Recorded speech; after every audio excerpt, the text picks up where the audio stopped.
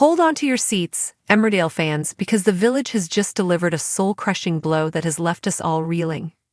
If you were holding out hope that the calculating and cold-hearted John Sugden would finally face the music for his sins, you might want to sit down. In a series of twists that are as infuriating as they are brilliant, it seems John's freedom is secure, at least for now, leaving his heroic brother Robert to fight a lonely and now incredibly dangerous battle for justice. Let's just take a moment and breathe. For weeks, we've watched Robert Sugden move heaven and earth, piecing together a puzzle that the police seemed utterly blind to. He's been our champion, the one man determined to uncover the truth about Nate Robinson's tragic death. We've been right there with him, cheering him on from our sofas, believing that any moment, the house of cards John so carefully built would come crashing down. Tonight's episode, which eagle-eyed fans may have already devoured on streaming, felt like it was going to be that moment. It was the climax we were all waiting for. Robert, armed with the kind of evidence that would make any detective's ears perk up, walked into that police station with a conviction that was palpable. You could feel his hope and ours along with it. He laid it all out. The man John framed, the deceased Owen Michaels, couldn't possibly have killed Nate. Why? Because he had a rock-solid alibi. It was the breakthrough, the smoking gun. Robert explained with the desperation of a man who knows he's right, that Owen's own brother, Steve Michaels, could verify it. On the day Nate was murdered, Owen and Steve were miles away in Hull, carrying out a criminal job of their own. It's messy, yes, but it's the truth, and it proves Owen's innocence and, by extension, points the finger squarely back at the one person who benefits most, John. This was it, the moment of triumph. We were all ready for the sirens, the dramatic arrest, the look of shock on John's face as his lies unraveled. But this is Emmerdale, and happy endings are never that simple. In a gut-wrenching turn, our collective hope was shattered into a million pieces.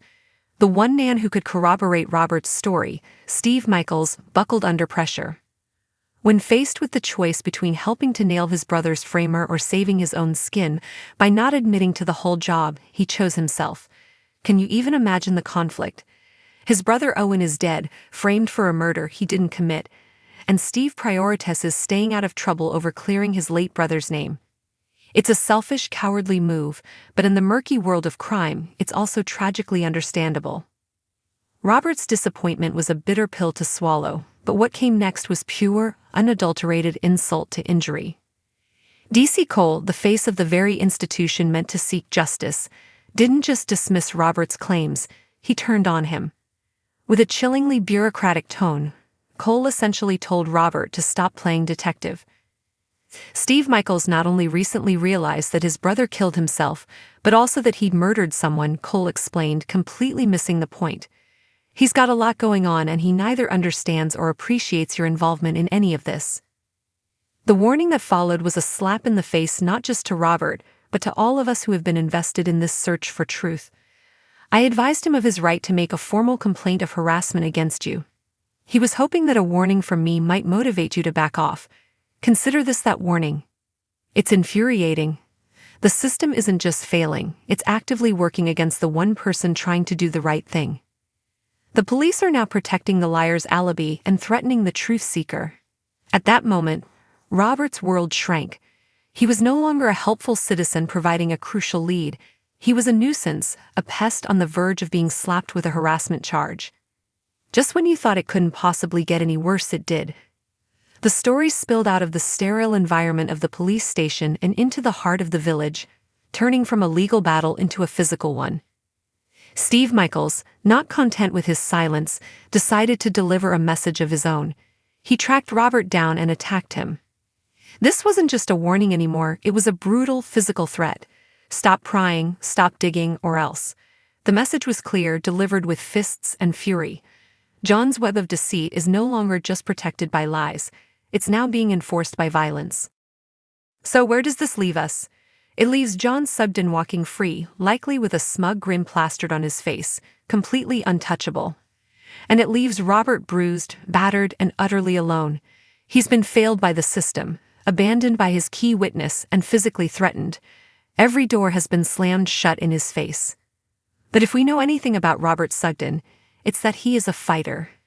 This devastating setback isn't an ending. It's the beginning of something much darker and more intense. The gloves are off, the battle lines have been redrawn. This is no longer just about exposing a lie. It's about survival. It's brother against brother, with no one left for Robert to trust. And it seems the drama is only just getting started. Ryan Hawley, the brilliant actor who brings Robert's turmoil to life, recently hinted at what's to come, and his words should send a shiver of anticipation down every fan's spine. Speaking on ITV's Lorraine show, he couldn't hide his enthusiasm. "It's such a good year going forward," Ryan beamed. "I'm honestly so excited over where the show's going. It just feels like a great time to be involved in it." When pressed on whether Robert will ever succeed in bringing his brother down, Ryan was tantalizingly coy. "Well, we hope that's going to happen, but will it? I can't really give anything away in that sense, but there's a lot of obstacles that Robert has to overcome before that's going to happen." Obstacles feels like the understatement of the century. Robert is facing a mountain of them, and after this week, that mountain looks higher and more treacherous than ever. How can he fight back when the police see him as the problem? How can he find proof when witnesses are too scared or selfish to speak up? How much more can one man take before he breaks? One thing is for certain, John may have won this battle, but the war for the truth is far from over. And with Robert Sugden at its heart, it's guaranteed to be an explosive, emotional, and unmissable fight to the finish.